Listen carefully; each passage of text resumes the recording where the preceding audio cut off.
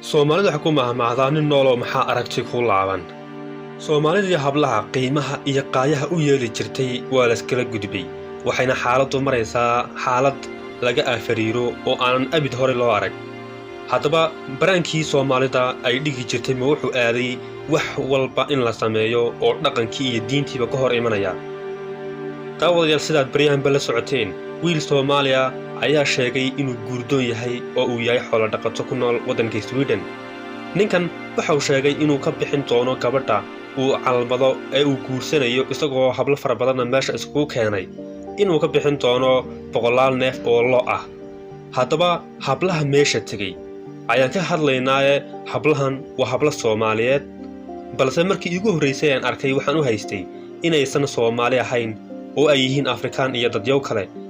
laakiin waxa ay xaqiiqowday inay yihiin hablo Soomaaliyeed oo ka yimid dhul Soomaaliyeed iyo sidoo kale in markii dambe ay ugu gudbeen wadamadaasi qurbaha oo halkaas wadamada qurbaha uga yimaadeen wiilkan.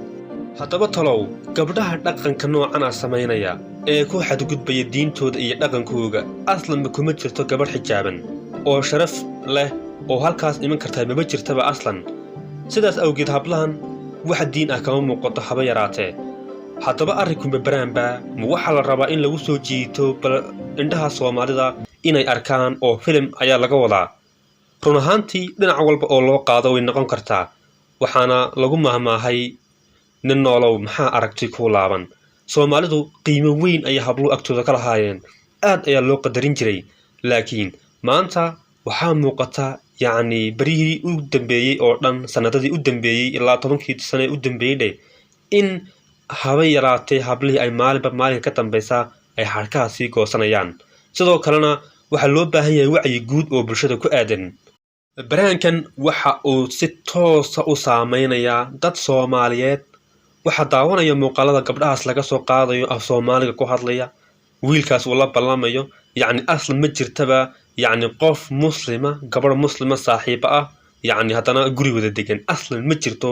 islaamnimaduna way mamnuucday wax aqliga kali kara maba ahaba. haddaba ka waran haddii saaxiibo bal isaga ayaa ka xulanaya la yidhaahdo kadibna kumanaan hablood oo Soomaaliyeed iyo wiilal bas ku jira loo gudbiyo muuqaalada noocaasi oo kale ah. waxay meeshaba ka saarayaan gebi wax walba oo dhaqan iyo xishood u ahaa ummadda Soomaaliyeed. haddaba waxa loo baahan yahay in baraha internetka dadka isticmaala dhalinyarada wax soo gudbiya in ay arrinkan aad uga gilgishaan oo ay ka hadlaan. run ahaantii inaad maanta #caawisid oo aad faafisid waxay markaasi sare u qaadi kartaa in fahshi iyo xumaan ummadda lagu wado laga hortago. run ahaantii hablo Soomaaliyeed oo xishood leh ilaa iyo maanta aad ayaa loo qadariyaa gabdhaha Soomaalida, waana kuwa ku dhagan xijaabka. laakiin waxoogaa dhibaato iyo qaswadayaal lagu tilmaami karo ayaa jira oo dhaqanka iyo diintaba khatar ku ah. haddaba wiilkaas haddii uu rabo guur xalaala sidee ayuu ku heli karaa? run ahaantii inuu helo guur xalaala oo isagu diyaar u yahay wuu heli karaa, aad ayaynu u fududahay. laakiin 10,000 oo hablood ayaa soo codsaday. waxaan ka xushay 10 hablood oo keliya, kadibna waxaan ka xushay 5 hablood. 5tii hablood ayaan baarayaa si aan u kala barto bal sida ay cuntada u kala karin og yihiin, bal sida ay u kala farxad badan yihiin, arrimo ebera waxaba yaraatee ayna ahayn in lagu qiimeeyo gabadh Soomaaliyeed oo muslima oo xijaaban haddayba tahay. laakiin runtii gabadh xijaaban meeshan ma joogta, sharafteedana ma aha, wayna ka fog tahay run ahaantii. taas oo muujinaysa qiimaha xijaabku leeyahay inaysan meeshan oolba gebi ahaanba. haddii ay tahay baraan iyo filim oo aynan Soomaali shaqo ku lahayn oo cidyow kale ay maal gashanayaan, waa hubaal in xijaabka laga dhigay kadibna hablahaas iyagoo xabadkooga iyo jidhkooga oo dhan u muuqdo loo soo gudbiyo hablaha Soomaaliyeed, kadibna wax dhagaha Soomaalida ku cusub lagu ladho oo ah xoolo dhaqato guurdoon ah Sweden ku nool reer miyi ah. haddaba run ahaantii marka dhinac walba wax walba laga eego nin noolo maxaa aragti ku laaban.